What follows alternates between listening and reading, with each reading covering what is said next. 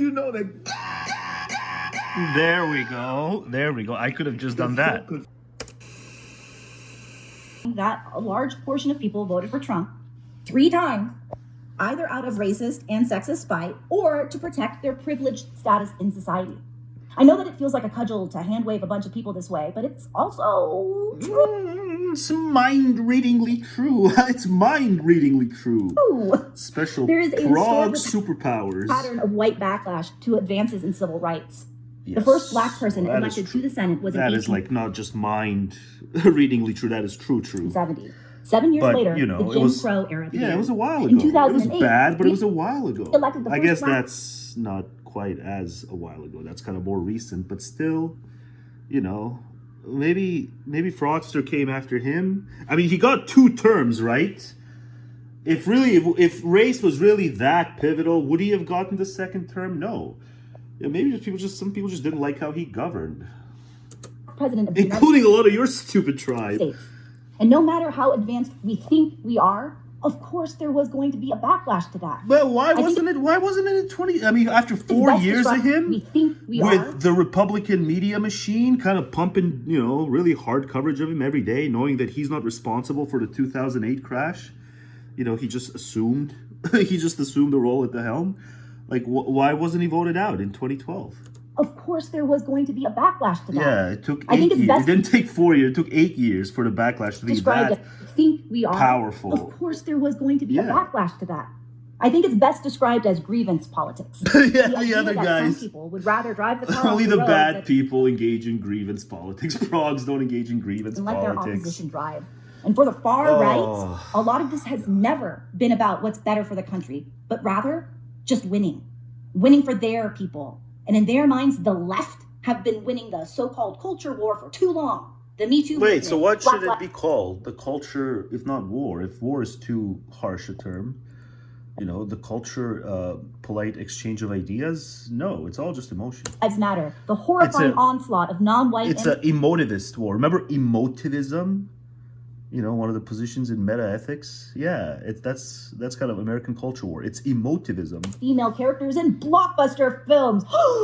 A black elf! Better get the fascists on that. I'm triggered already. Yeah, I just can't. There has been this aura emanating. I like to ignore it, but when I heard it was a black elf, I stopped ignoring it. I just joined the white lash party. This oppositional defiance. Because I'm part of the problem. So great that they surely if these people watched anything I've done the last bunch of years, they would say I'm part of the problem. Wearing protective medical gear into a fucking hissy fit, and that all coincidence. Well, you know, just read Scott Alexander on masks. He did this mammoth write-up, like the audio version of it is like a 4-hour podcast. The guy who reads out his post, like I listened to 4 minutes. Like Scott assembled all the studies on masks. He assembled them all, like literally every single study on masks.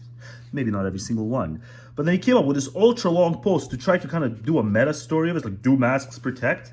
And I'm sitting there, I'm listening to it for 4 minutes, and I'm like, holy shit, this is the most boring subject of all time. I don't care to find out what's true here or not. And I just left it alone. And yeah, to this day, I don't care. But Katie thinks no, it's clear that masks work, and yeah, anyone who says something negative about them, we'll just call it a hissy fit. Incidentally ramped up with the first black president being elected. I'm not even sure they realize it. Have you But also the thing, just like with, you know, they still call Kamala black sometimes. You know, Barry ain't black. Barry's mixed, and Kamala's mixed too. Seen a toddler get mad that no one is paying attention to them, so they just start acting out. And if you call them on it, they have no way to articulate the feelings. That's this. Every time a minority in this country gains a little bit more... I defy you to watch anything I've done and say I can't articulate something. If there's something that can be articulated, if someone can articulate it, it's fucking me. A lot of people see that as ground being taken out from under them. And their response is to push, to claim the thing happening to the minorities is actually happening to them. Well, some things really are zero-sum, right? And I don't think I've seen anyone on this show ever criticize affirmative action and all the quotas. And, you know, culturally speaking, institutionally speaking, in America, a lot of the influential, prestigious institutions, yeah, they've been all about the quotas. You know, more so in the last couple of decades than in the couple of decades prior to that. A lot more so. Even though, no one ever really, there was never really a debate. Watch Coleman Hughes kicked the shit out of Ta-Nehisi Coates on quotas and affirmative action in that court debate they had a couple of years ago, right? So you guys just took a lot on certain things, and you didn't like win the battle of ideas, but like people still pandered and decided to like keep the quotas and keep, you know, amplifying the quota standards. So yeah, but like I'm not, you know, hot and bothered over it. I'm just saying, you know, you never swayed me. You never swayed me that this makes sense to do. Given that, you know, it's about individuals, not some, you know, ghosts of the past. It's the ghost. We're not individualists because ghosts are, yeah, that's right. I'm wearing a long sleeve. It's that cold today. I got my blankie and everything. It's that freaking cold today. I'm fucking freezing here. So yeah, I got my long sleeve. You're going to see my long sleeve thing. But yeah, it's like, you know, quotas are stupid and people are individuals. And, you know, the ghosts of the past, like the past is the past. The past is dead. Well, listen, BR track. It's called The Past is Dead. Greg sings awesome in it. It's true. The past is dead. It sucks that all the bad stuff happened. But, you know, I can't say punishing because they don't view, like, if you're a white person and you're the most fit for the job, but because of the quota, you don't get the job, some other type gets the job. Like, you can't say that the white person, the white individual is punished. You have to come up with some other soft term. The white person who was bypassed because of the quota system, you know, you just, obviously you're going to make enemies. That person was never sold on the idea that that makes sense. But you believe in ghosts of the past still being alive in some way, so it's okay to not be individualists and to not do the meritocracy thing institutionally. Yeah, that's stupid. Women started pointing out their underrepresentation in video games, so they created Gamergate so cold and claimed today. that video games were actually that's like another white prehistoric thing for a 2024 election. God, I get the sense like it's so bad. I'm so stunned by how bad these trad priors are. I think like whoever your offshoots are going to be in 21, 24. So like a century from now, there's like an American election. And let's say your equivalents in 21, 24 lose the election. I think they'll still like do this mindless, we'll just point to all this shit that's prehistoric as an attempt to justify or make sense of the result. You guys suck. men out. Me Too pointed out that women were being that's systematically a little abused more on a large recent, scale, but so they also- created the manosphere. But also, well, they did. The manosphere didn't come out in 2017. It's been a thing for ages. They but learned also, women were being systematically you know, abused. yes, men do bad things, and those are bad men. But also, Dame used male gazers. So what are you going to say about that? Nothing. Used on a large scale, so they created the manosphere. They Yeah. learned that DEI was a Manosphere thing, goes back and now to the Trump 2000s. wants to give reparations to white people affected by no. anti-discrimination laws. That would be so silly and obvious if it wasn't utterly disgusting. Because to these specific people, the idea of civil I rights have is stupid trapped priors and stupid trapped disgust sensibilities. That's me and Katie and me Cody. And we have a very influential Proggy show. We have trapped priors and trapped disgust sensibilities. You know, he doesn't actually want to give whites affirmative action. He just knows that morons like you, talking heads like you, will see how disgusting it is, and then they'll milk it for all it's worth among their own mouth breathers. a zero-sum And you game. play right into it. They operate from a perspective of exclusion. So that's how they reflexively view inclusion. Yes, some They have things it in their are. heads. Some things are zero sum, like job applications. You know, it's zero sum. One person will get it, the other will not. And, you know, merit should be the standard, but merit's not always the standard because morons like you believe in, you know, ghosts of Christmas past that still are alive. That when someone points out historical and cultural inequalities, they're secretly saying that white men should feel guilty. When you try to include underrepresented people, it means we want to do a white genocide. It's this No, it's just binary thing in their arbitrary, minds right? where they Because either have to feel shame. we can split groups, you know, nearly infinitely.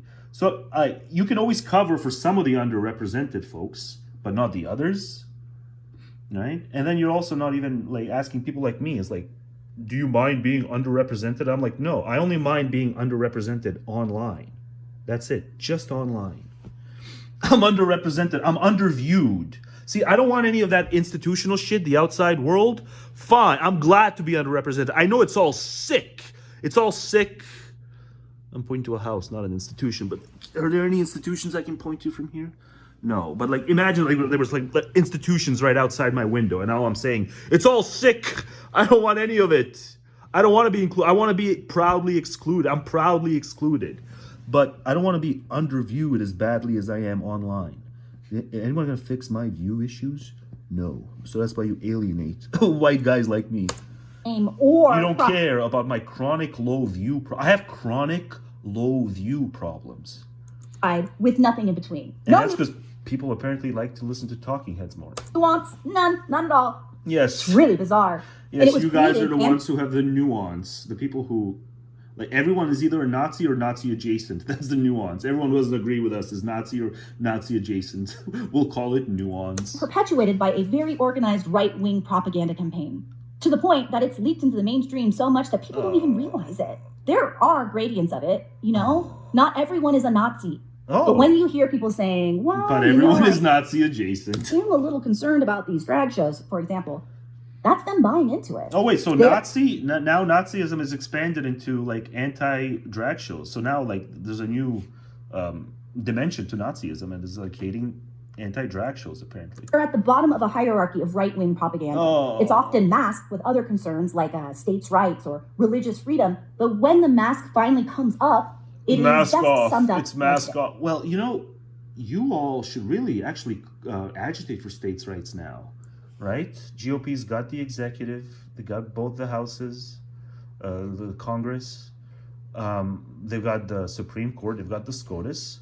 Like, if you knew what's good for you, you'd be agitating for states' rights. But you don't know what's good for you. You still think states' rights is, like, about racism. Because, like, one guy gave a speech in 81 saying, like, yeah, states' rights is about racism, and I like it that way. It's like, you still use that stupid crap. The world moves along, and you can't move along with it. Yes. Hey, bitch, we control your bodies. Guess what? Guys win again, okay? Men win again. And yes, we control your bodies. Hi, I'm your Republican congressman. You're also I'm your Republican congressman. You're also your own It's laugh track, your but body. I explain it elsewhere. But you're also your own laugh track, your own little smirk and grin track. My choice. Man, that small child sure has a lot of anger in him. There's now a surge of weird sexist attacks on social media from guys. I unironically condemn the surge of sexist attacks, but, you know, like 5% of the time, y'all's brought it on yourselves. Claiming that they won some war against women. And I don't want to speak for all women, but I don't think most women are trying to have a fucking war. They just want to not get assaulted and be forced to carry the baby or, you know, not die during childbirth.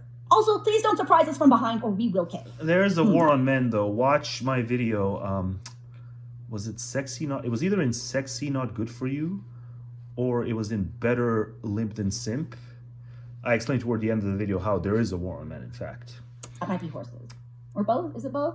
I think it's both. It's both. Because I just stopped having the expectation that, you know, if just enough broads come online and listen to the kind of arguments certain manospherians make, not all, but certain ones, and certainly the kind of arguments I make, then, like, that's all that needs to happen for them to change course and course correct, is they just need to be exposed to the arguments. And then I just stopped having any such expectations. That, oh, right, ergo, that's proof that there's a war on men. There's a war on male perspective and male counterpoints to box standard feminist boilerplate. There's a war on male perspective, and especially like based male perspective. There's a war of omission. We're just going to omit that these arguments even exist. That's what exists. Horses. Anyway, that bitter little wiener really sums this up. Well, the fact that a lot of Trump voters are still... Yeah, he is. That bitter little wiener really... As much enthusiasm, as much kind of, you know, momentum as I'm feeling to do the anti-Katie, anti-Cody thing, oh, man, that momentum's broken the moment I see stuff like this. But you will be on the chopping block very, very soon. I can't put this in... no, I got to put this... Like, this is about election, but it's long. I can't... I did a bit of Katie, and then I decided to stop and start again, but I can't include this. This is long. This has to go somewhere. This has to go in a video that has nothing to do with the election because it's just that fucking long. Yes, it is. It's a video about that, but I'm going to make you wait for it, and so you can have the kind of makeshift timeline. Here's the kind of flash in the pan timeline. That was Katie. Some other stuff will be coming up, and then I will get to how I am in fact the anti-Grinch. Had a wild Christmas, yes, indeed. You know, and then it's back to some Cody negs. But yeah, I'm gonna neg Cody after this. I'm gonna do a whole lot of stuff. But you know, I'm not gonna be timely about it because I just haven't started doing the editing. But yeah, it's just a kind of spur of the moment. It was a spur of the moment thing, but it's gonna have to come later because I had a lot of stuff. You know, I had some electoral leftovers. I got some electoral leftovers. But yeah, that was Katie. Had fun with Katie. Well, if you have thin walls and it's 4 a.m. and you don't have earbuds in, you're playing on speakers, then maybe turn the volume down for what's about to come. But this is the most festive Porcupine Tree have ever been, so you ought to hear it.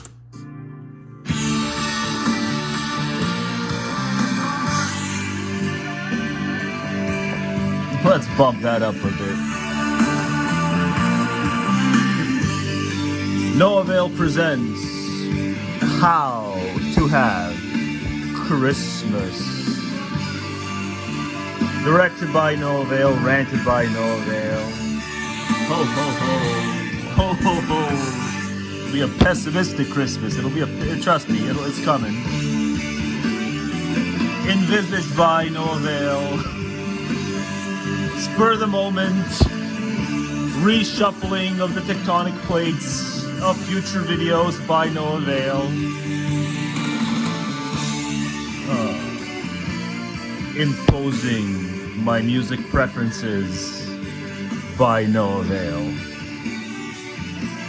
Here's some electoral leftovers. But man, Porcupine Tree can sure sound festive.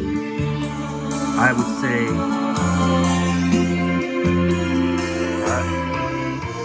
some might even say Sublime, wouldn't you say? But I'm running late. But that's okay. That's okay. You know, Christmas is a time for pathos. Christmas as pathos. You know, it's a cult of human sacrifice. If you're not gonna have pathos, what the fuck good is it?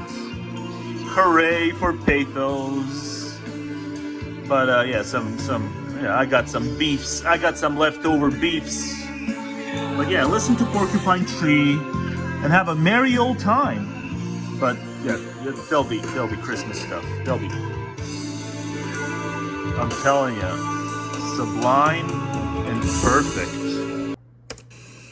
And they could get a job at Walmart anytime. They choose not to do that because they understand that working at Walmart would be much, much worse than what they're doing. But they look at the tenderline professors or the college presidents or guys going hard on academics, Jeff Bezos or whatever, and go, and I don't think anything is other such elites. Much as that, I must be poor because they just have no idea how ordinary people live or what ordinary people go through or what normie jobs look like. And so they go, I'm so poor, I'm so poor, I'm so poor. And this kind of a thing. You see in a lot of the smaller professions that because but Peter Singer then also says like the poorest of the Americans do that with the third worlders. They think they're equivalent. A lot of us just are totally disconnected from working people. And from but then like the working people, the poor in the U.S. are still disconnected from how bad it is globally. People, there's layers of disconnectedness. And the kind of jobs that ordinary Americans work and so on, we often misperceive and we. Yeah, he's going hard on academics here. It's interesting. Billionaires and billionaires. This is kind of why I wouldn't be an academic elite, even if I could muster the stupid grind. Whatever. Then we tell ourselves that we're just poor or working class or ordinary Joes or other things like this, when it's just false. It's just not true. And so these kinds of stories that we tell ourselves, what they do in practice is they prevent us from recognizing the reality that we're elites. This is convenient. It's convenient for us to not think of ourselves as elites, because if you recognize yourself as an elite, being an elite entails responsibilities. And this is a thing that we don't let. So in a lot of the conversations about academic freedom, for instance, like the reason we have academic freedom, it's not because we're just so amazing, special people that we just deserve it. Like the social contract, explicit in the documents by AAUP and other people, in the foundational documents that lay out our academic freedoms. The social contract is this. Freedoms come with responsibilities, rights come with duties, privileges come with obligations. And if growing numbers of people perceive that you're not fulfilling your duties, that you're not acting That is members of public here, he means? in a responsible way. Because the academia is a public affair, is what he's saying. That's why he's going hard on academics. Academia is a public affair. If public don't likes you, and if you're snide to the public, even, calling them something like Volk. Imagine if an elite academic called the public something like Volk. It's why I wouldn't be an academic. You're not fulfilling your obligations properly, then they're going to come after your freedoms, your rights, and your privileges. And of course, why wouldn't they? Your Frito. It sounded like you said they're going to come after your Fritos. The AAUP documents spell this out clearly. When we have these kinds of conversations about elite. things like academic freedom, we like our privileges, we like our freedoms, but we don't like talking about our responsibilities and our obligations and whether or not we're fulfilling them and whether or not other people perceive that we're fulfilling them correctly. Instead, we just assume that if that we're entitled to these things basically no matter what we do, and that we're free to act with total disrespect and condescension to the people who write our bills and give us Buck thinks he's entitled to work in a sawmill all his life because it's all he knows, or whatever, this industrial comeback. We got to make an industrial comeback because there's just that many people who don't want to bother to gain the knowledge sector thing. Freedom, the people that we're supposed to be serving, and we recoil in horror. So when they come after but the people you're speaking on behalf of here, the righteous working class, they have also not wanted to adapt to a lot of things. And they just live these overly luxurious lifestyles and can't afford it and overspend on the credit card. And all this too, but you're not going to include it. You're just going to go hard on the academics, which you're doing a fine job off of. But these people who resent academia, they're hardly any better. You measure them from A to Z, they're hardly contributing anything better to the culture. And the freedoms and stuff. And I think this is just a mistake. It's a fundamental mistake. I think it's actually incumbent on us, especially people who work as a tenure line professor at Land Grant University, Stony Brook University. I'm a civil servant. Yeah. I'm paid by taxpayers to provide a service. At the end of the day, that's what really matters. So you have to be a Volk groveler to be an elite academic, or any kind of academic. Or civil servant, you got to be Volk groveler. They're treating the views. Why would you do it? With disdain, writing them off, thinking I don't need to care about their concerns, their priorities. He's right. Treating the views of the public with disdain, writing them off, thinking I don't need to care about their concerns, their priorities, their perspectives. He says when Volk speak, you listen. If their needs and wants, then I'm not actually doing a good job. It's the man. But a lot of us feel like we're entitled to these. It's the man who's here to remind academia that when Volk speak, you listen. Positions that we're entitled to, these freedoms, and so on and so forth. Volk, pay your bills. That's how stupid the world is. The smartest people, the greatest minds in academia. It's like, yeah, great, good for you. You're in academia, but Volk, pay your bills. And the stupid guy says, when Volk speak, you listen. You have to provide these important social services to other people. And if we're not conducting ourselves in the way that fits our thing, if we're not delivering the goods for people and so on, they're going to come for our freedoms and our rights. And our but the Volk can't recognize an intellectual good, so they're screwed on arrival. And that makes sense. And this is the way that I think people misperceive the appeal of a lot of... it's not a monolith. Some members of the public who are way below academia are as based as me. I'm not some insider. I'm the academic outsider. So I get to be both. I get to be snide to the Volk and call the academics sniveling worms. The folks like Ron DeSantis and Donald Trump and so on. Oh yes, but we have to like felon and felon apologists. It's the way that I think people misperceive the appeal of a lot of the folks like Ron DeSantis and Donald Trump and so on to an extent. In fact, this is one of the things I highlight in the book, is that when you look, the kind of thing that we're seeing now. Yeah, it's reactive. They have the felon appeal to them because the felon goes to the offensive on that kind of stuff. But you just strip them of their agency when you say, and therefore it's okay. Cultural moment. It actually repeats. It's not okay to vote for felon. It's not okay that they refuse to speak when Volk listens. The academics, yes. When academics, I'm sorry, they pay your bills. That's how stupid of a world you've chosen to live in. Volk pay your bills. So yeah, when Volk speak, you listen, and you listen good, especially in America. The great openings. It happens because even under ordinary times, the kind of people who work in the symbolic professions tend to be kind of funky compared to the rest of the public. During these periods of awakening, the gap gets bitter because we change a lot, even as the rest. Even I laughed when South Park said, "In times like these, in these uncertain times." And that was 2020 and 2021. South Park, took the piss out of that stuff. But now I will say, unironically, in these uncertain times. Public is relatively, they don't change much. Because, things can change in a couple of years. Yeah, it's amazing. But, things can change. Certain presidential immunity rulings extent that they and changed the like. kind of And the continuing on. celebration of the prisoners from J6. It would have been unimaginable in 2022 that, there would have been a wide enough celebration of them. The ones who are about to be pardoned. On the same trajectory they've been going on before the awakening. But we changed a lot, and so the gap grows bigger. It also But yeah, becomes, when you stupid academia crap, when Volk speak, you listen.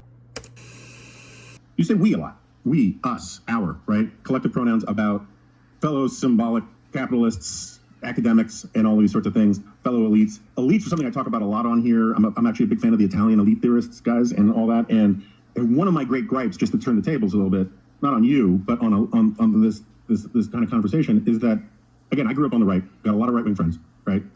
Was at National Review for 20 years, been at AEI off and on for 30 years. The tendency among the populists on the right to talk about the elites as if they're not elites drives me freaking crazy. And the example I always use is Ted Cruz. He cannot swing a dead cat without shouting about how the elites are terrible. The guy is literally America as Omni-Grievance society. In Harvard, former Solicitor General. That's the point. It's America as Omni-Grievance. Talked about it was the first Hispanic this, the first Hispanic that, and then was grievance and myopia are a deadly mix. On the Supreme Court, I think, and he's been a senator, which is like literally the most elite club in the world. And his wife, who's a lovely lady, is a managing partner at Goldman Sachs. If that's not elite, I don't know what is. And so, I mean, you mentioned Renee Girard in here a bit. Part of my problem with not so much your thesis. Just whatever advantages you end up with, you can't really appreciate them. Loss aversion and such. But the way sort of it's being talked about is as because it mirrors something that the right does. Loss aversion can just so discombobulate the brain. It can make someone like Ted Cruz believe that he's actually got more reason to have grievance power, but like legit grievance, whereas all the other, political enemies have illegit grievance. Even though he's about as decorated as it gets. That the elites are all no, he doesn't believe it. And that we have no elites. But like Donald Trump, the typical MAGA trog believes it about their whole, political history. Certainly by any Marxist standard is elite on steroids just by his income, right?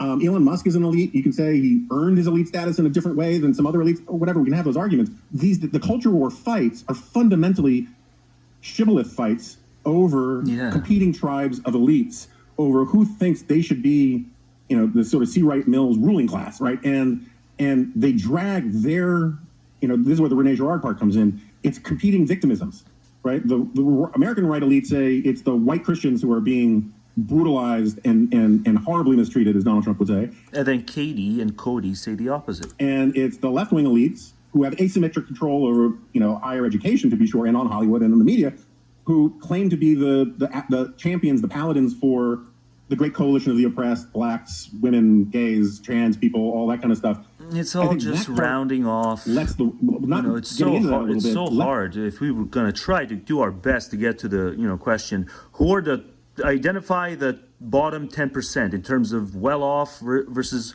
awfully off. Awfully off. Who are the 10% most awful off? Could we do it? No. But shit like, chronic depression, like year-round shit, not this sad shit, but no, like chronic depression. Yeah, it ought to be part of the discourse. Just because it's faultless doesn't mean it can't be part of the discourse. But all these grievance offs, it's all about like who can we fault? Who can be faulted for the grievances? Maybe some of the most potent banes are faultless, like chronic depression. That's the right off the hook in a certain way. And it also, I think, helps illuminate what the left is really about in a lot of ways, to use these right and left labels, which have their own problems. Yeah, so of course. I think, but, one thing let's use them for like how many minutes? Let's use them for an hour and 1 minute and then point out, oh yes, but they have problems. That's you're not doing the chronology right. Maybe you said the right thing, but you didn't do it correctly chronologically. You did it an hour and a minute in. Helpful background is that when my initial pitch, when I pitched this book to Princeton, what I wanted to do was spend about half the book looking at symbolic capitalists and the institutions that we control, and our legitimizing just say America as Omni-Grievance society, and then the back half of the book, and Omni-righteousness, and just that myopia and righteousness and grievance. It's oil and water and toxin. Hey, here's no avail. No avail. Breaking verdict on America. America is toxic. And one of the things you hear from people when they talk about why they like podcasts is they feel like they can have these parasocial relationships where they really get to know the people who are doing it. So when you talk about it's more authentic, it's also weird. Like people are willing to hang out for hours with personalities that they like. And this goes to one of my core beliefs around what's happening in politics right now, which is how freaking lonely people are. People are lonely. And that, People but also just it's loneliness desperate for this drives connection, and the social idolatry and aspirational to be the one who is idolized. podcasts give them a world But that are also just desperate for this connection and the power. People beliefs around what's happening in politics right now, which is how freaking lonely people Because are. they're codependent. Because People they've are- only are ever just been exposed to codependence. Desperate for this connection, and the Their podcasts mind sinks by its own weight. give them a There world must be other that persons. they can hang out where they know. And like there was always some cable that did But this stay the fuck out of politics. Don't feed yourselves on this shit. You're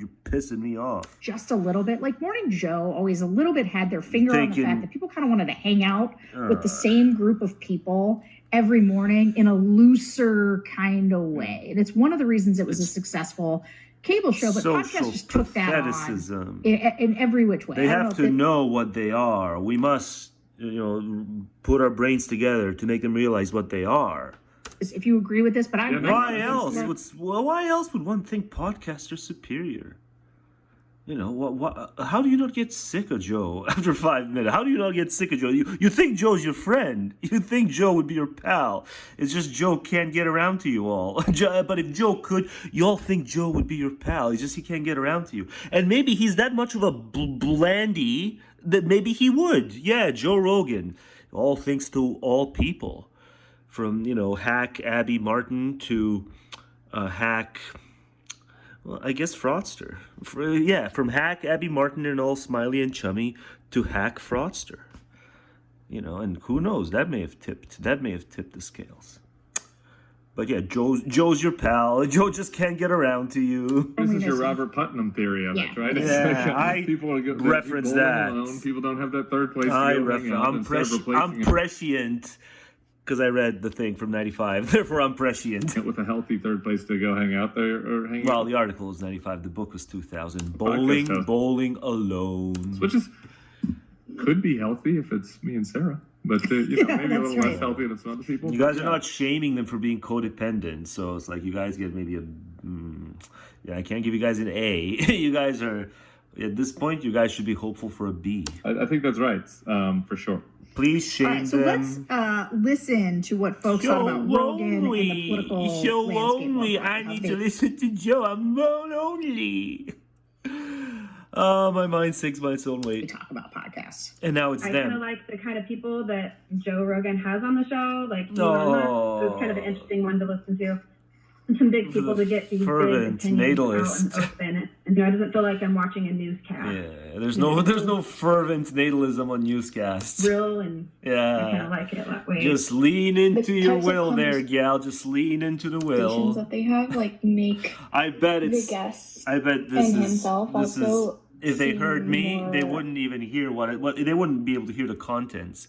It would just be womb only knows egoic backtalk. approachable and Womb's I don't attempt wanna say politics. relatable, but It's womb's. I don't know. It kind of When womb makes them attempts politics. more normal almost because Yeah. let's say someone like Donald Trump, for example, who is in the media a lot and Someone like a lot of Dawn. the Someone like media Felon. attention is negative or Of course. solely political. Say Lawfare, womb. Hey womb man. Say Lawfare. That it makes them I guess overall just approachable. A lot of informed guests who I feel are not afraid to really. I can't even. I don't know if represent is the best way to phrase it, but just don't shy away from being honest and candid Sometimes you can't gender a voice. about how they feel, and I feel like that's great because it kind of helps me build trust over a podcast. It's a guy. The Joe Rogan's going to get good guests on there, but also the fact that it's Sometimes there's no inborn voice. There's inborn gender, but sometimes there's no inborn voice. it helps me kind of feel confident that what the You gotta information think on it. It's a sign. It's a sign. I assigned him male gender voice. very not only the information I should say, but also the opinions that I'm receiving are very honest. I think is the best way to put it. I too was toxic. So God Save America is another one that I really like. Yeah. Tucker Carlson's read another guy. read some of the texts he's been sending that I've been flashing on my video screen. You know, when I'm outside ranting, I flashed some Tucker texts in one of the recent videos, but you did, of course, you didn't see that, of course. No, you were too busy listening to Joe. Really like, so and Tucker apparently directly. It's just like a way for me to get like a variety of different opinions, a variety of different viewpoints. I feel like that's the best way to stand for. There are blank slates. What I like about the interview is the fact that it's long and it doesn't feel scripted. There's a lot of things you can accuse me of, but you can't accuse me of the script. Free flow conversation of wherever it goes. I'm sure he has an idea of what type of questions he's going to ask, but it's still more of a free-flowing conversation. Yeah, I'm just not helping at this. Oh God, they mentioned Candace. I better stop. I'm not helpful at this point. So, for example, while you may have tuned out those God's Not Dead movies, they keep making them. There's like 5 of them right now. They're like the Purge movies. We must maintain a wall of separation between church and state. Religion has no place in the public square. It's too stupid, even for Hollywood, because you know Hollywood. It's not Hollywood. It's too stupid, even for Hollywood. Look, our country. You gotta be some kind of mega. Complete control. Where did we go wrong, Lord? Yeah, it's mega stupid. The preacher. He helped on those education hearings. Oh, possessed. They're I'm not a possessed. politician. If you don't take on this fight, we could lose everything. Yeah. Topical. So, how did this happen? Not those movies specifically. That was Sorbo money. How could you be too stupid for Hollywood? But now it's time to talk about how it was stupid sold enough. to everyone. He's stupid enough for Hollywood, but this is too much. Like there's an audience for these. They kept making more. There's an audience for it, and I find out stuff through Cody as well, I guess. Has the exact same tax status as people like this. You know, I've owned 3 different jets in my life, and I used them and just burning them up for the Lord Jesus Christ. Televangelist Jesse Duplantis says God himself told him it's time for an upgrade. He said, I want you to believe me for a Falcon 7X. So I said, okay. A Falcon 7 jet like this one to preach to more people around the world. And he's asking his followers for the $54 million. I really believe that if Jesus was physically on the earth today... I'm sorry, guys. There's nothing like this. I'm sorry. It was built to preach to more people around the world. No, a la intellectual embarrassment. There's nothing like this in the world. Ugandans wouldn't fall for this. And he's asking his followers for the $54 million. I really believe that if Jesus was physically on the earth today... Whatever, those Haitians that were accused of eating cats and they wouldn't fall for this. He wouldn't be riding a donkey. Okay. Bangladeshis wouldn't fall for it. Whatever other, shaded peoples I can name wouldn't fall for it.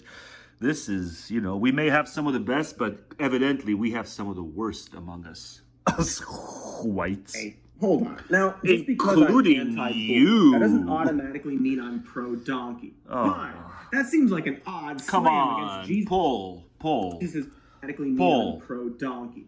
But Paul, there is nothing like this. Agree? B, disagree. There is nothing like this. that seems Listen to this. Listen. Come on. people like this. Come on. You know, I've owned 3 different jets in my life. I and bet you have. used them and just burning them up for the Lord Jesus Christ. Televangelist Jesse Duplantis says God himself told him it's time for an upgrade.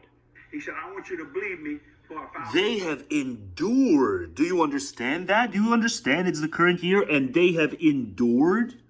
7X. So They're mega. It's mega churches. said, okay. A Falcon 7 New Atheism didn't destroy the churches as it was trying to do, allegedly. New Atheism didn't succeed in destroying the churches. like this one to preach to more churches people around the world. endured. And he's asking his followers for the $54 million. I really believe that if Jesus was physically on the earth today, he Nothing. wouldn't be riding a Nothing donkey. like this. Okay. Nothing Hold like on. this. Now, just because I'm anti-boar, that doesn't automatically mean I'm pro-donkey. But some- that seems like an odd slam against Jesus' preferred mode of transportation. Also, in Minecraft, donkeys can get 15 inventory slots. Also, I guess I have a soft spot for Cody because it's some of that absurdist humor I like, but god damn it, you have to have so many stupid views and defend them so doggedly. You know, you and Katie. Church and Robin Hood happily takes the mouse's last farthing. Oh, but I just took the piss out of Katie, didn't I? And now I'm doing it to you. So they were scum too. But you get the point. There is a wildly vast chasm between a church... I wonder if he's gonna point to anything Shop said about Christianity, about how, you know, the underlying spirit, the soul of the New Testament is asceticism, says Shop, but they're like, you know, a prosperity gospel where we get to be prosperous and gluttonous. Asking their local congregation to... Or what was it? How did I put it in the previous video? We get to be a gluttonous and pious. Help with upkeep. And mega church evangelists asking millions of viewers to fund his fourth private jet.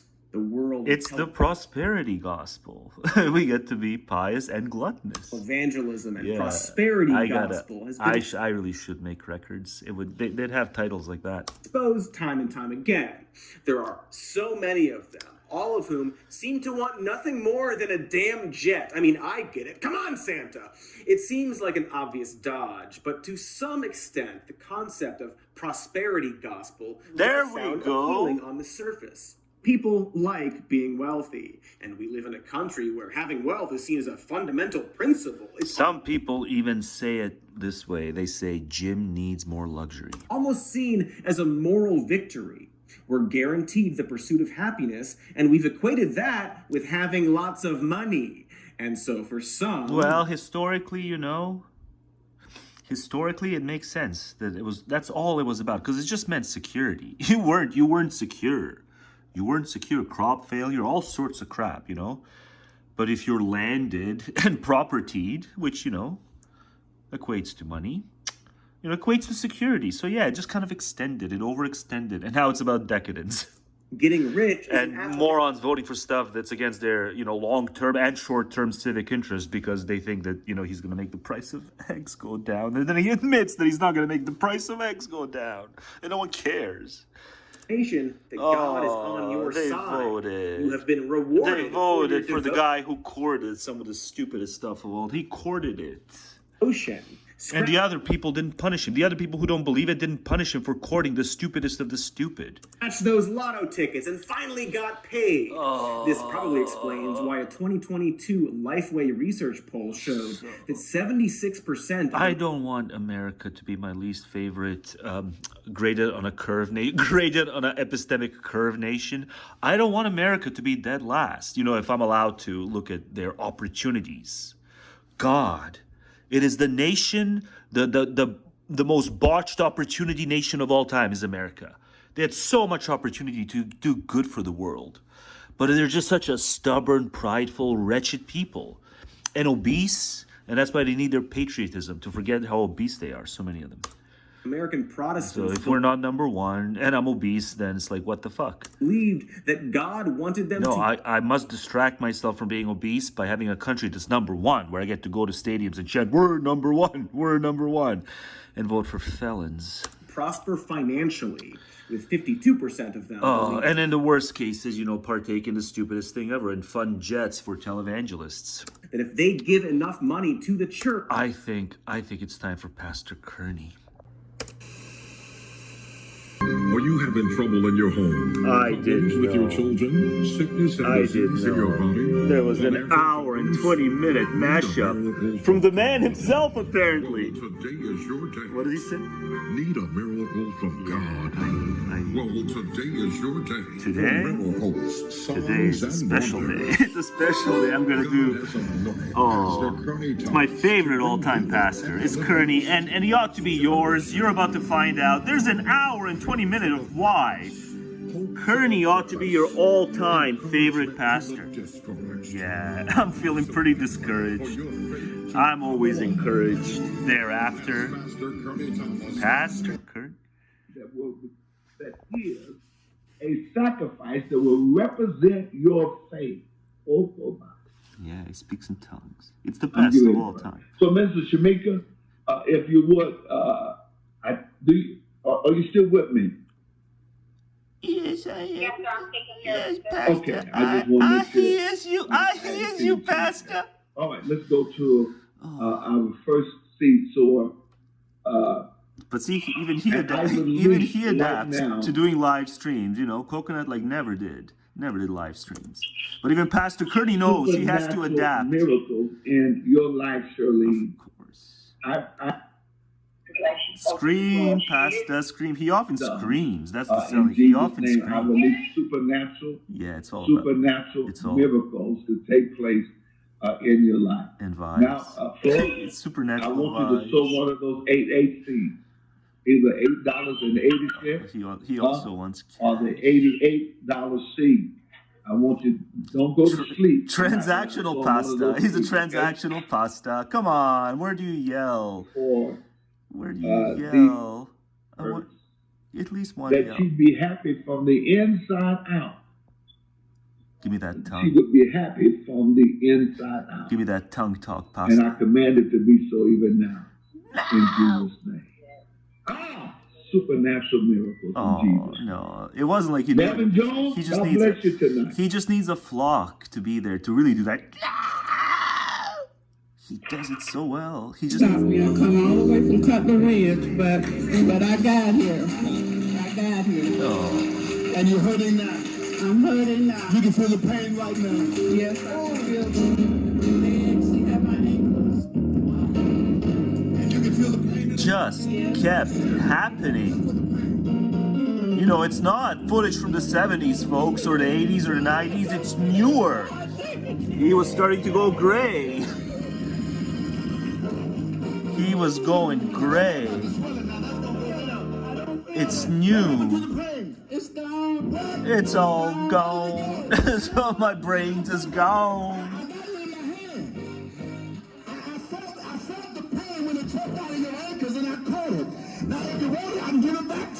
No, don't summon the pain back. Don't summon. I shall be painless from here on out. That's how life works. Is you had pain, and then Pasta Kearney summons the pain away, and then you no longer have pain. Look, I'm just saying, like, there's a lot of rolls, a lot of fat here. It's a lot of fat. It's where fat comes. Church is where fat comes to cope, and other illnesses or pretended illnesses. But come on, I want Pastor Kearney to yell. Working miracles and give me your God. I thought this was going to be a mashup of stuff because it was him. If it was him in front of a flock, man, the glass would be breaking. That's how high the pitch goes. He's the best pastor. Okay. Yeah. Well, I couldn't find the scream, but the scream is awesome. Don't you know that? There we go. There we go. I could have just done that. So concerned about you. I could have just gone. I mean the miracles. It's the old school. You can't beat the old stuff. Classic. It's classic Kearney. As with most things. The classic incarnations are always, it doesn't matter what it is. The classic incarnation always beats the new stuff. Work in your family and God will do it for the world moves along and gets worse. Yes, I do believe in historical teleology after all. If I say world keeps getting worse, I guess I believe in a teleology of worseness. Because I read too much politics stuff. And God is a prayer answering God. All right, let's go right back to the personal prayer. Getting ready to happen for you, girl. It's not fair. No, they cut out when he's semi-normal. But I don't feel bad for him. They ought to cut it. They ought to cut. You deserve to have it cut out where you're being semi-normal. Right now, if you're tired of the devil stealing, if you're tired of the devil killing, if you're tired of the devil destroying your life, you must order the personal prayer package. Personal prayer package? Yeah. Kathleen Kennedy's gonna get you. And get ready for supernatural miracles. Get ready for Armageddon, bud. To take place in your home and your life. We're gonna have some civic Armageddon. Causing those powers to be destroyed. And therefore, God is. Okay, yeah, we get the point.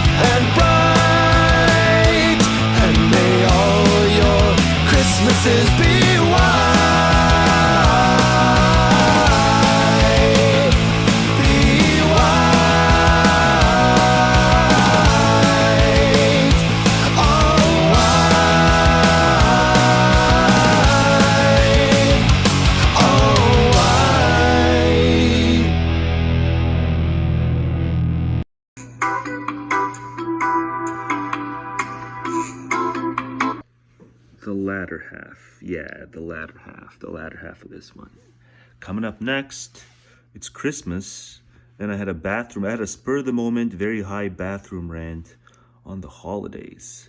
About the holidays, but on the holidays. So that's coming up next. Gosh, it should start it, because now this is going to be its own video, if I can make the timing. But I don't think I'm going to make the timing, because see, I'm just going to then, record about this, because I know I'm going to record about this. Destiny becomes a fan of unhinged Kolinsky. Oh, man. But it's like, am I going to watch this, or am I going to edit now? Because I just did a crazy Christmas bathroom rant on Christmas. Finally ranted about Christmas. I thought I'd never do it. And here I did it. I'm going to make it its own video, yet another video that's gonna delay all the other videos. Hooray! Anyway, no, I shan't see that. You can't watch Destiny, because then you're just gonna record more and make more work for yourself. Is anyone out there like me? You want to watch more of Destiny, but then you're gonna make it, your own material, because this guy, oh man, what's going on in the world? Gosh, it's a cold one today. I'm feeling frisky. I'm gonna try a bathroom shot. This is gonna be awful audio. Unless I try to compress it, that may pass. But I'm gonna try. I'm feeling frisky. It's a cold one today. It's Christmas. It's outside, closed, indoor. Kind of frisky, so I want to get conceptually frisky. I want to try a bathroom shot. But God, it's going to be an awful lot of compressing on this audio, because God, especially if I turn to, I'm not going to turn to ventilation. But God, I just want to say, people are amazing. It's Christmas. So you get to just see people being amazing and amazingly absurd in terms of what predominates, in terms of the extent to which the conformist will predominates over any kind of independent thinking. And so I just got to point out, it's the question in the social arena, the question in terms of how likable am I, it doesn't appear as a crisp, clear sentence the way I can articulate it. But what preponderates, what drives the subconscious berserk and then acts upon the motivation ever so subtly is the consideration, how likable am I? What else? What else explains these people who say they're nerve-wracked? They're nerve-wracked because, they got to get all this shopping done, because there's just that many people who if they don't give him a gift, those people will be crushed. And it's this whole other universe. I've got like at least 4 dozen tabs open across 4 different browsers. I've got things unfinished. It's all this knowledge stuff. It's all this trying to understand the world ever better. And it's like at work, I have to listen to people who they're nerve-wracked because TikTok, they're gonna profoundly disappoint a bunch of people unless they pick out a uniquely themed gift, custom suited to the receiver's psyche. The giver has to know about the receiver's psyche because it's the holidays. So we all have to get better at knowing each other's psyches in terms of guessing. I'm like, if I want something, I'm gonna get it for myself.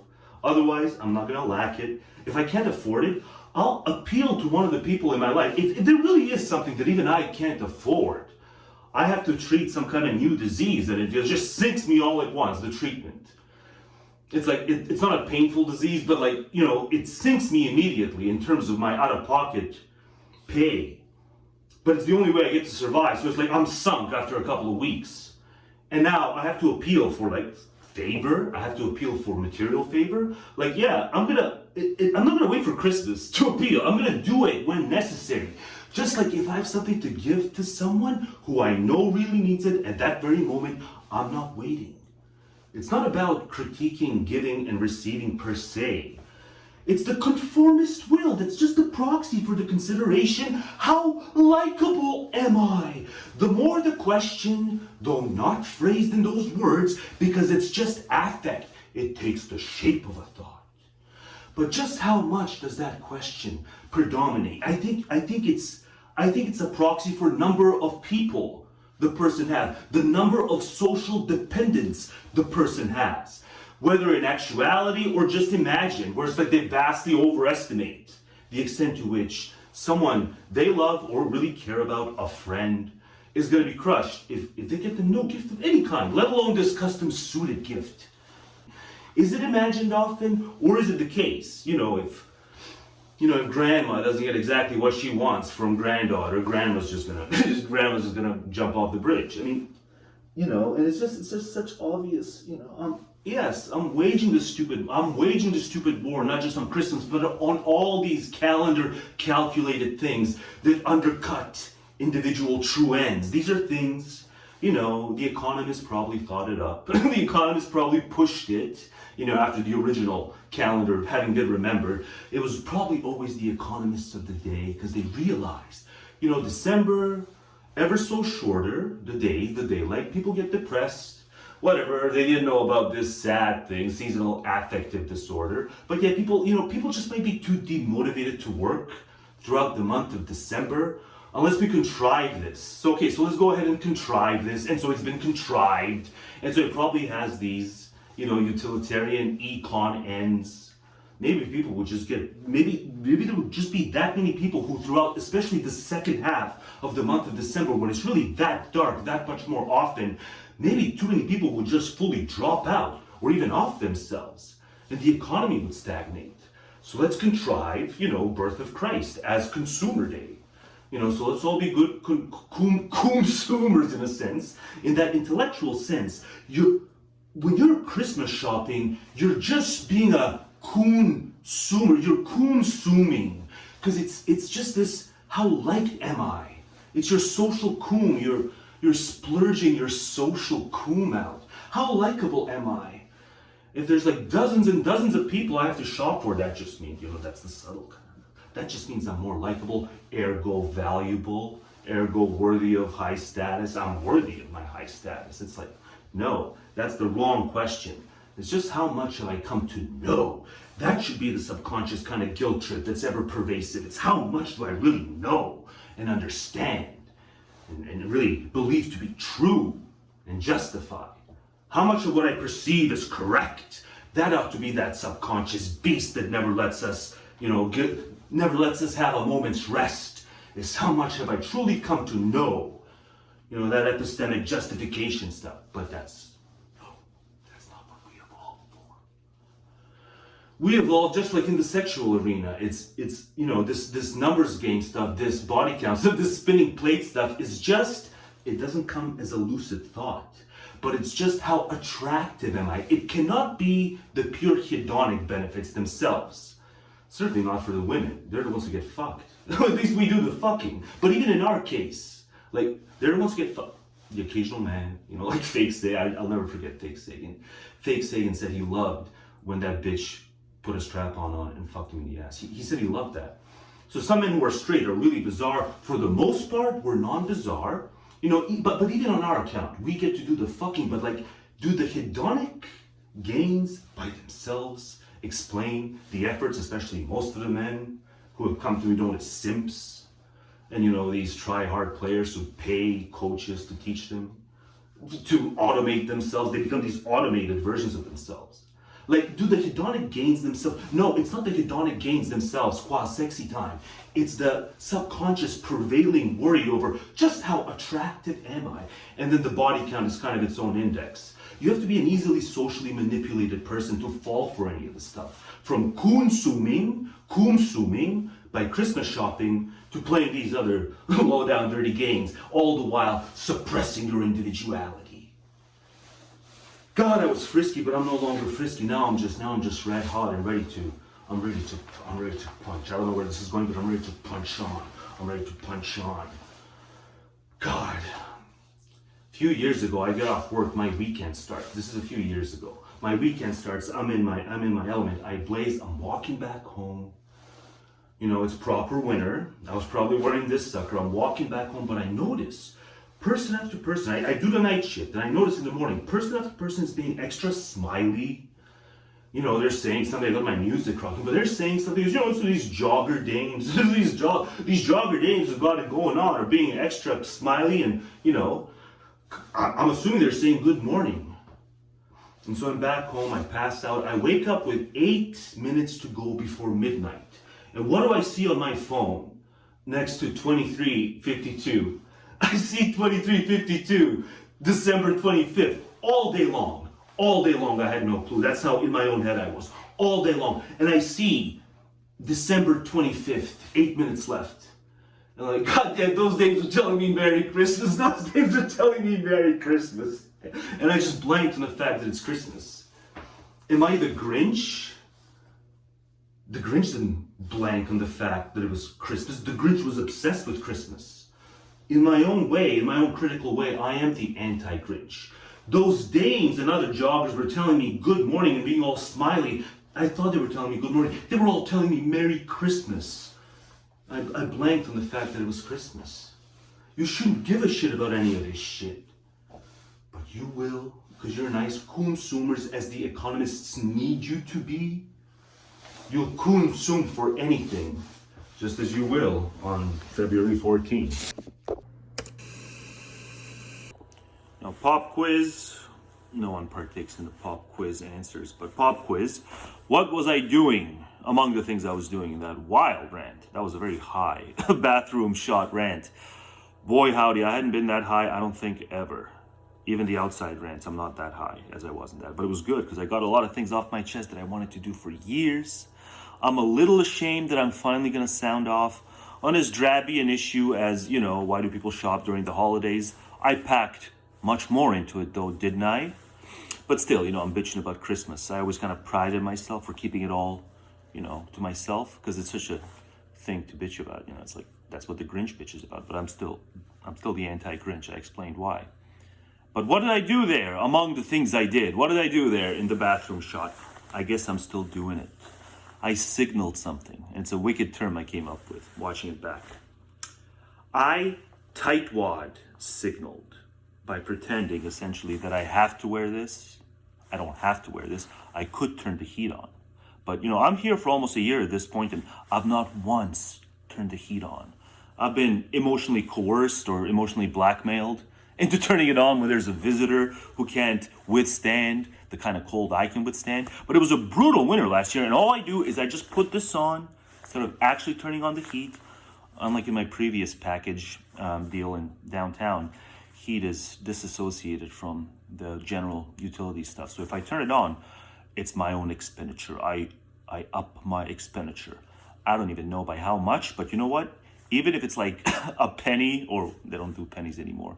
you know, even if it's like a dime an hour, well, why do it if I can just, you know, rock this guy indoors? I can just do the outdoorsy clothes indoors instead of even wasting a dime within an hour of having the heat on. So I just kind of wanted to point that out. That was kind of the subconscious motivation. I just wanted to signal just how much of a tightwad I am. And I think the rest of you should do it. If you are tightwads, the only way to change certain aspects of this wretched culture is that the tightwads need to stop being ashamed, however subtly, stop being ashamed of being tightwads by signaling it. And by even just announcing, as I'm announcing now, yeah, I technically have heat, but it costs extra here. It's not a part of the same kind of package that I'm used to. And so I'm just accustomed to never turning the heat on. Even in these brutal, comparatively speaking, brutal Coquitlam winters.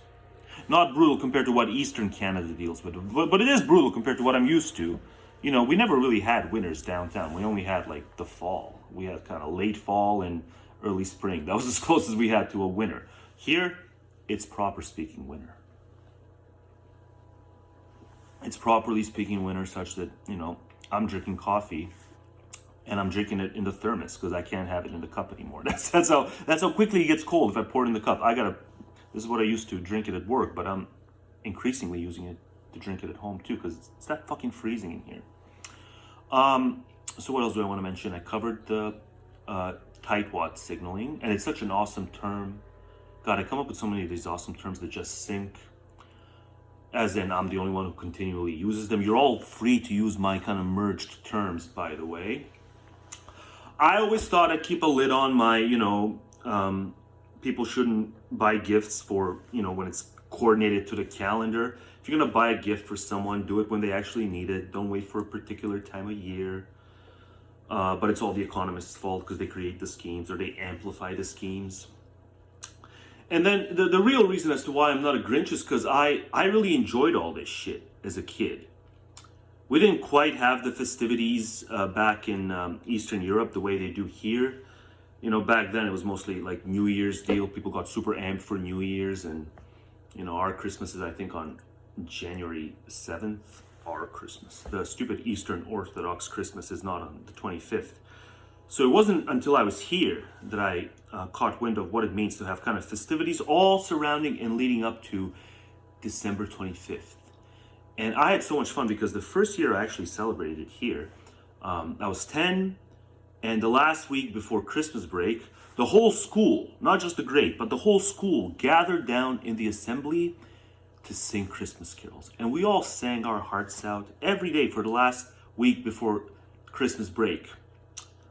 Those 5 days when I don't even think we had a single class before noon. For hours on end, from 9 to something like noon, we had these recesses, but we just sang for 5 days straight, 5 mornings straight, Christmas carols as a school in the gymnasium. And I bought into it. I loved it. I even loved, you know, the decorations and stuff like that, because we didn't go the next mile in Eastern Europe the way we did here. So, you know, even the aesthetics, as a kid, I liked it. I liked it the following year too. But then by the third year, I noticed a kind of semblance of diminishing returns. I didn't bitch, but I think I had one of these things that takes the shape of a thought. I had a kind of, why are they just as excited as they were the previous year when it's all the same formula? That's kind of the thing that I would have maybe thought to myself as someone who was that young, but it was probably just, you know, a kind of sneaky suspicion. And then the year after, yet more diminishing returns, and so on and so forth, until at some point I would have probably just come to a full-blown realization that, holy fuck, this is why people are zombies. And it doesn't mean that I'm defective, because I enjoyed it the way a kid would when he experiences it the first time, and then the second time the year after. And then, you know, ever more thereafter, it's just these diminishing returns that other people don't seem to feel because they really are just that Borgish. And so, yeah, that was kind of my first path realization, slow path realization that people are just really that dull. Things that should have diminishing returns for them don't. So I get it, you know, if you have kids and you put in the effort to decorate and all that shit, even if you have pets, I get it, because pets love at least cats love to climb Christmas trees and shit and destroy Christmas trees.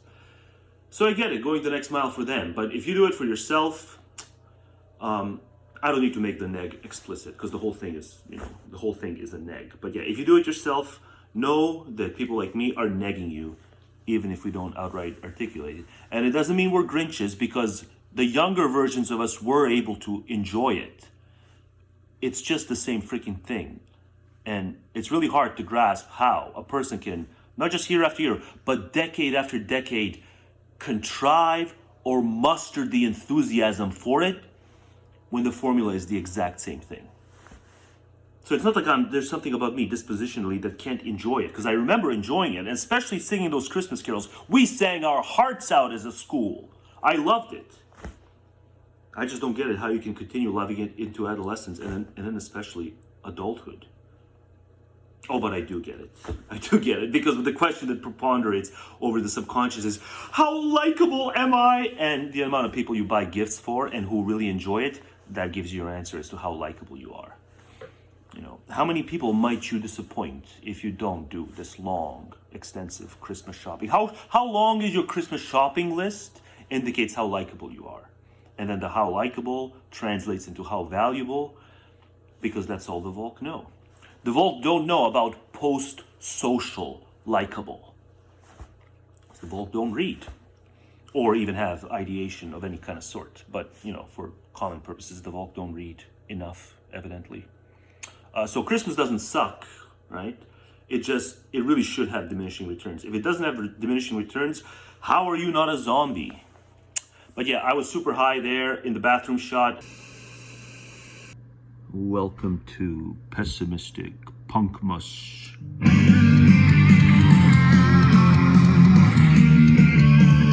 Punkmas Deluxe.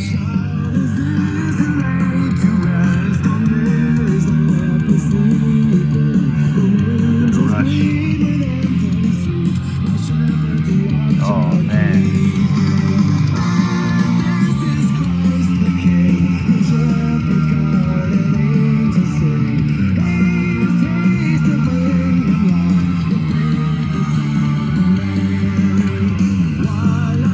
But I gotta rush. I can't use the whole record is just it's about the spirit. It puts you in the spirit. Even though they didn't joke on the lyrics. I would have joked on the lyrics. Of course I would have redone the lyrics. But it's to the letter. They kept it to the letter. But this is just to announce there will be no static in between segments in this video, because I'm not gonna make the deadline. I haven't started yet. I'm not gonna make the deadline. Look at it. I've got less than 7 hours. Forget it. It's going up on Boxing Day. It's going up on Boxing Day. But even so, I'm not gonna do the static. No static. I like my static, but sometimes I just gotta rush. So hooray for the absence of static. But yes, more a bit later. More of this a bit later. BR on Christmas. But yeah, the whole record's great. But now some electoral leftovers.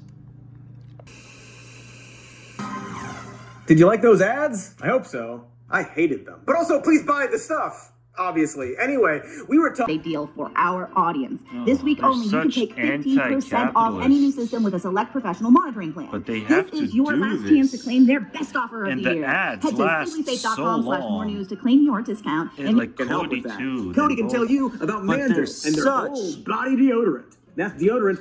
Like, Bill Burr takes the piss out of his advertisers every now and then. They do it more often, but with them, like, they really hate that they have to do this, but they'll still do it. For anywhere on your body that they claim is clinically proven to block odor for up to 72 hours. They have a starter pack. Mando's starter pack is They just leave me kind of shivering thinking about that. I'm just kind of getting these shivers. I get the heebie-jeebies thinking about the product, just because they clearly don't want to do this. It's for new and it's so sad to play it too. Right, I shouldn't play it. Let's go back to some Cody. Not that I'm doing another segment. Is that another? Oh. But I think I landed on another. Hand soap to toilet cleaners to laundry tablets. Just no so more eating much plastic of their bottle after show. plastic So bottle. much Just of set their up a subscription show. with Blue Land and you're good to go. Refills start at so just $2.25. If you're gonna be like, I wouldn't do it, right? I guess it's what it takes to, you know, survive. I wouldn't do it as much as I want to be involved, as much as I want to, you know, strike terror, epistemic terror in each of their souls with my accuracy. You know, if I were a figure, as much as I'd love to have fun doing that, you know, epistemic soul with my many pessimistic accuracies. Ooh, how it would strike fear in their soul. To survive in the environment, you have to do the stupid ad crap. So no, I've just, but like as anti-capitalists, they should have even more of an aversion than me, because they're just such out and out anti-capitalists. No clear message other than Joe Biden is racist. But they just plug all this crap. And that's really the problem. The Democrats have no clear messages or goals beyond playing defense to Trump. I'm going to use a Call of Duty metaphor because they're too wonkish. That's the problem. They have so much, it bores and exhausts the unserious public. The very unserious public, you don't have the balls to call unserious. They're so wonkish, they can't compete in the low attention span age. Because they are about so much more than anti-Trump. They're about a bunch of boring policies. And, you know, liking procedures more. Need to appeal to young white men in this country. There's a multiplayer mode called Domination, in which the two teams vie for control over 3 points on the map. I think we have equal amounts of contempt for, you know, people who are really, really into that. But, you know, it just could have been that, you know, I had my console sold at 10, and then from there on out, I never just had my own console at home. You know, my console was sold without my permission when I was 10. I came back to Canada from taking the summer in Serbia. And it's like, what? My Sega's gone? Yeah, I sold your Sega. Old man sold my Sega. And then, you know, I only ever played games at my friends' and cousins. I just never had my own console from there on out.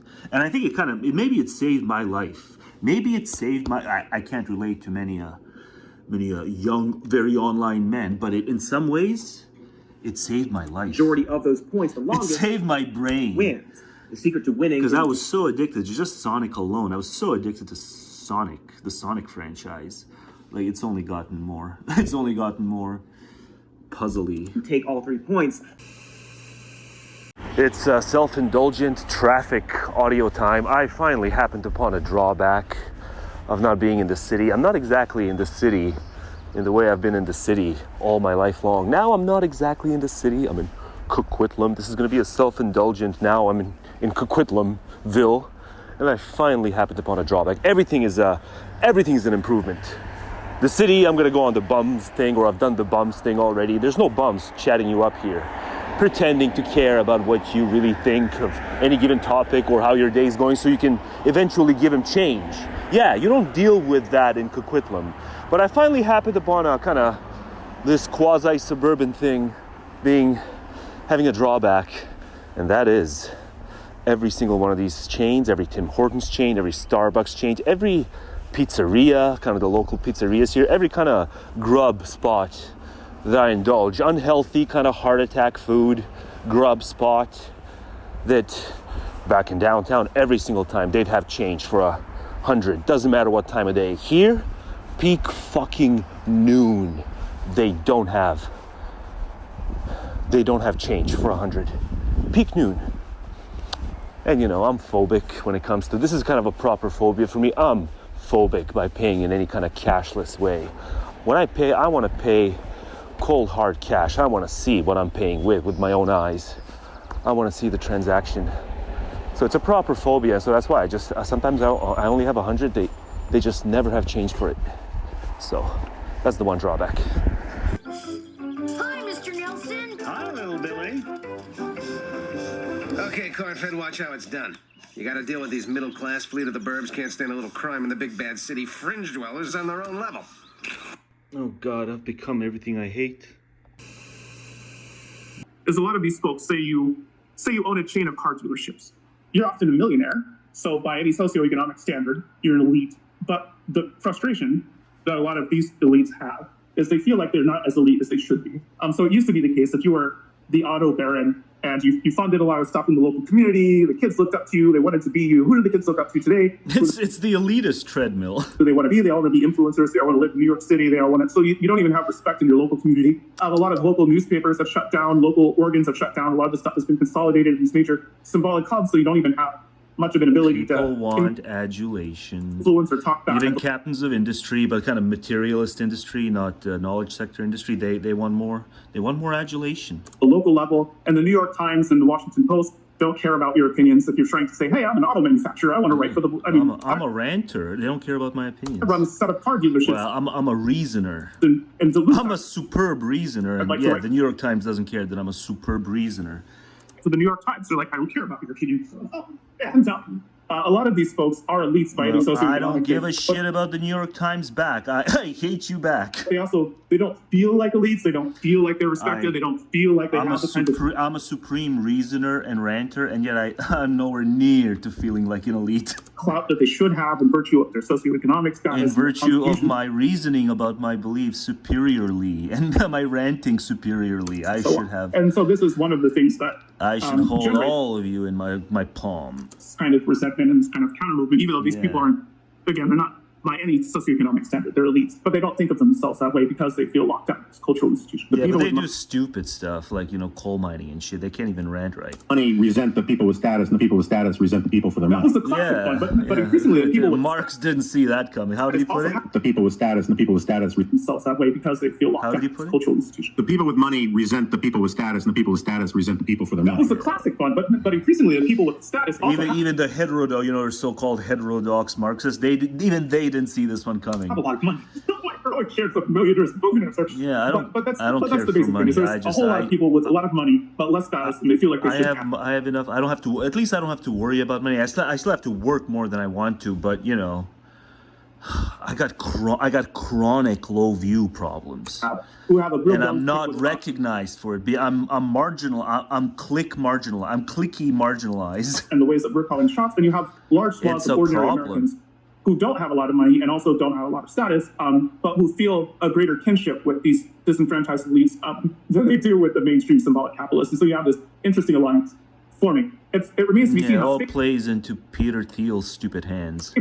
Right. So, for instance, he's such stupid hands. There is a sense in which the like a lot of the people who run the small businesses. Yeah, it's just what? Like, if I'm gonna be marginalized, then at least as long as it's recognized, you don't even have to solve it. You can't force people to watch stuff that they don't have the attention spans for. So I get it, And these are long, but when I made them worse, more people engaged. But I'm not going back to making them worse, even if I can guarantee it will engage more people. I'm not making them worse.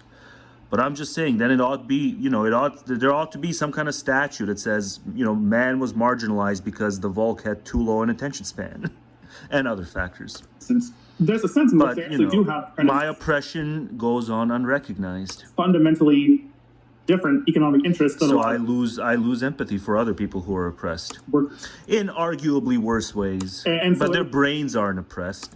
My brain is oppressed. You've seen kind of how if this new coalition will be stable or not, kind of what it will look like. So you have people like J.D. Vance and others. Oh, by the way, himself, a symbolic capitalist. He was Yale. He was working. Fervent natalist elitist who postures as an anti-elitist. What could be worse? The fervent natalist elitists who posture as anti-elitists and get elections handed to them because the Volk can't see lies. Finance and consulting and stuff like this. One of my favorite memories of this campaign was in the early period of this campaign when J.D. Vance was. Because he himself is a symbolic capitalist, his brain has been pickled by a lot of these guys. Call him Krang and move on. The culture war stuff that a lot of other Americans don't care about. So one of his early talks, he was gathered in Ohio. Like there was a bunch Ohio's a wretched state, among the most wretched U.S. states. Normie workers behind him, like auto people and farmers and stuff, where they're farmer hats and whatever. Yeah, anyway, but none of them, they do these photo ops, but none of them live in the districts, the successful, now the wormy ones who are about to ascend. Like, if you look where none of them ever hang out with these, steel people. They love the steel people, but they don't have to hang out with the steel people. He's going on this rant about how and that should be okay, but no, you gotta pretend you like all the, industrial, you gotta pretend you like Buck, who feels himself entitled to work in a sawmill his whole life. If you don't pretend you like Buck's not going to vote for you. At a Diet Mountain Dew, and I bet the left is going to say that's racist or something. And the people behind him are just confused. vote. They don't cheer or anything. They're just like, what? And it's because like he underestimated how wulky and offline they are. normie voters actually they're not driven to the ballot box because they care about like these arguments about whether Mountain Dew is racist or whatever, right? Like they're less likely to vote in general, and when they do vote, it's I would do such an awesome, if I could animate, I would do a scene where it's crazy. Literally, it's his voice, but I would put Krang in, and then he'd be confused. It wouldn't be Mountain Dew. I'd switch to Mountain Dew with acid, and as he pours the Mountain Dew on himself, it's just Krang just withers away because it's acid. That's if I had animated skills, but I can't animate. So because there's some kind of But as long as you can conjure it after I've explained it, I'm satisfied enough with it. problem that they're trying to get solved. I really hate JD Vance and a lot of them. People like us who vote no matter what and vote for a whole bunch of weird niche cultural crap that doesn't have much to do with like people's daily lives. And so you can see this gap between... I just don't want to see, children whose mothers don't want them brought into this world, which is what the morons want. I just don't want children who are unwanted by their mothers to be brought into this world coercively. That's why I would still vote as an American. Voters that he purported. And it's not some weird, niche thing. No, it's very important. You just can't see far enough. What's your name again? I keep forgetting your name. Where are ya? You can see his name there. But yeah, that's him. Don't you know that? There we go. Not the least of the torments which plague our existence is the constant pressure of time, which never lets us so much as draw breath, but pursues us all like a taskmaster with a whip. It ceases to persecute only him it has delivered over to boredom. Ennui. And yet, just as our body would burst asunder if the pressure of the atmosphere were removed from it, so would the arrogance of men expand, if not to the point of bursting, then to that of the most unbridled folly. Indeed, sometimes madness. Shop makes the best of us blush, doesn't he? Sometimes Shop makes the best of us blush. If the pressure of want, toil, calamity, and frustration were removed from their life, You end up doing comedy online about how you're equivalent or even worse off than the, visibly repressed or the visibly oppressed or the visibly marginalized. You end up doing comedy bits like that. We require at all times quasi-serious comedy bits about stuff like that. A certain quantity of care or sorrow or want, as a ship requires ballast in order to keep on a straight course. Work, worry, toil, and trouble are indeed the lot of almost all men. Their Army guy helps you up. Army life long. And Army yet, guy saves your life. If every desire were satisfied, Army guy gets you used to the routine stuff. As soon as it arose, because when it doesn't worry, happen, toil and trouble are indeed the lot of almost all men. Their whole kind of finger waggy Petersonian come back to me. Life long. And yet, if every desire were satisfied, as soon as it arose, how would men occupy their lives? How would they pass the time? Imagine this race transported to a utopia where everything grows of its We'd own. engage in digital comparativeness when it comes to knaves and all these ghouls, who ascend. Yeah, we'd engage in kind of comparative sourness. Accord and turkeys fly around already roasted. Even though we knew better. Where lovers find one another without any delay, and keep one another without any difficulty. In such a place, some men would die. It's the anti-Petrarch universe. Die of boredom or hang themselves. Some would fight and kill one another. And thus, there's no inclination to fight most of the time. There certainly is no boredom, but there is these, tendencies. Would create for themselves more suffering than nature inflicts on them as it is. Yes, psychic. Thus, for a race psychic such ambition, as this, psychic epistemic ambition. no stage, no form of existence is suitable other than the one it already possesses. Since, as we recalled above, pleasure and well-being is negative and suffering positive, the happiness of a given life is not to be measured according to the joys and pleasures it contains, but according to the absence of the positive element, the absence of suffering. This being so, however, You just end up angsty. the lot of the animals appears more endurable than that of men. You end up, because you just haven't had your ass kicked by the element or by others. You just don't get your ass kicked in any line of life. You don't excel, but you don't get your ass kicked. And so you just end up dwelling over the fact that, Chris Rufo is more effective than you. When it's like, oh, he's such a bonehead. But it's like, but bonehead after bonehead is more effective than you. But you knew it doesn't have to be as crystal clear as chess. You know that you can still, on a stage with them, you can put things in certain ways where it's gonna be clear you checkmated them. It doesn't have to be as tangible as chess. You feel like you can checkmate them, but you just got no opportunity. And then it lives rent-free inside your head. Man, let us look. Because you need real problems. Both a little more you've closely. solved the stupid practical life thing for the most part, except you still have to work. Fucking 6% interest rates. Oh, but you can't put things in perspective enough during enough of your waking hours. You can't put things into perspective. Nothing I do is accordant. Nothing I do is accordant with winning the digital lottery. You know, it just then overwhelms you anyway. It just overwhelms you anyway. So you should just be happy with what you be happy with room and board, you fucking retard. Oh, but just wouldn't it be swell? Wouldn't it be swell if you could see me on stage checkmate them? It's so easy to checkmate them. I mean, just what Gank did. Just what Gank did the other day. I saw Destiny cover it for an hour and a half. Just what Gank did. I mean, how does he feel confident enough to do something like that when like everything like he's been saying over the years is recorded? Like, how does he think it'll not work out against him? How is that the kind of go-to? How is that the face of progressive media? A man that stupid and a man that fretful and fearful going on Charlie Kirk. You know, but then it's like, you know, the totality of, you know, the time, the world has heard his voice versus the totality of the time. I don't even, it's not even this compared to that. The totality, you know, but he hasn't earned it. No one's earned it. No one's earned it. Have a wild Christmas, folks. No one's earned it. However, no one's earned it but moi. And, you know, well, whatever, the hard scientists. Okay, the hard scientists. I'm talking about something different. I'm talking about psychic knowledge and verdicts about existence. Forms may be which human happiness and misery assume, inciting man to seek the one. I have such, you know, atypical forms. And flee from the other. The material basis of them all. I want revenge on people who didn't even know they perpetrated an evil on me. Is physical pleasure or physical pain. Like coming out and prevailing in an election that I had some affect kind of stakes in. This basis. I want revenge. I want revenge. It's here we are.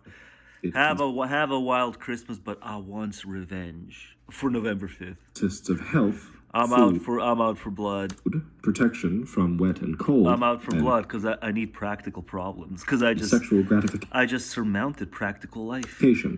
Or the lack of these things. So the armchair has become my own kind of sunken. The armchair has become my own sunken place. Man has, consequently, because I got chronic low view problems. I just need you to be up on stage with them. I can checkmate them. I can use pawn after pawn to checkmate them.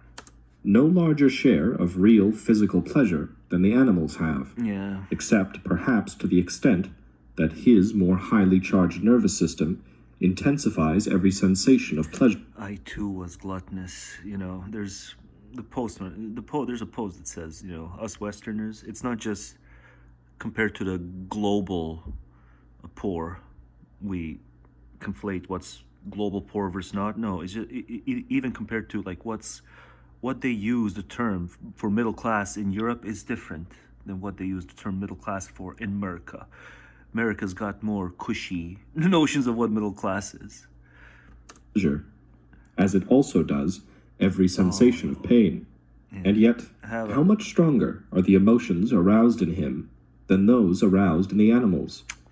How incomparably more profound and vehement are his passions. Yeah. And all to achieve exactly the same result in the end. Pelvic passions. Food, covering, etc. This arises first and foremost because with him wish everything you is a pelvic Christmas. We wish you a pelvic Christmas. About absent and future things. And this pelvic Christmas. You know, A thirsty new year? Yeah, it's going to be a thirsty new year.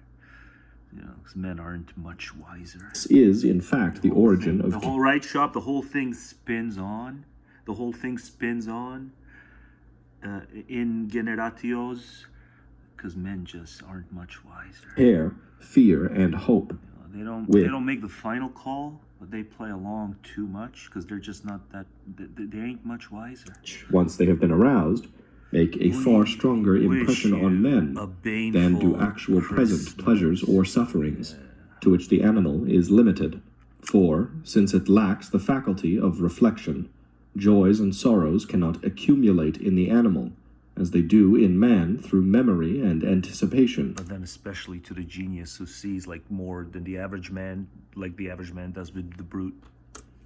With the animal. Don't you know that...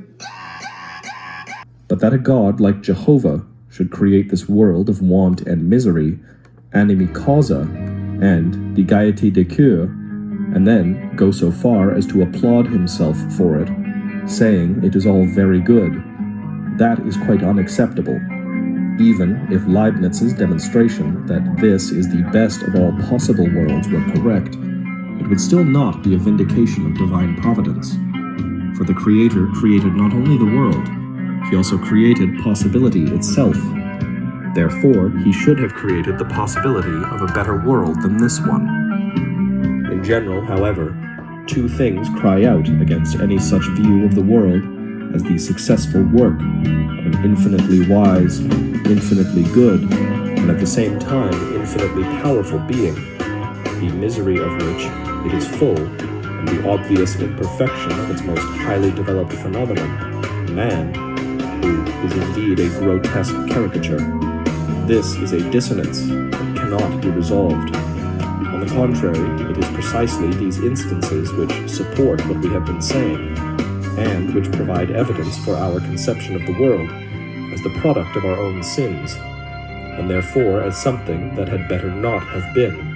Under the former conception, they become a bitter indictment of the Creator, and supply material for cynicisms, while under our conception, they appear as an indictment of our own nature and will, and one calculated to teach us humility, for they lead us to the insight that, like the children of libertine fathers, we come into the world already encumbered with guilt, and that it is only because we have continually to atone for this guilt that our existence is so wretched, and its end is death.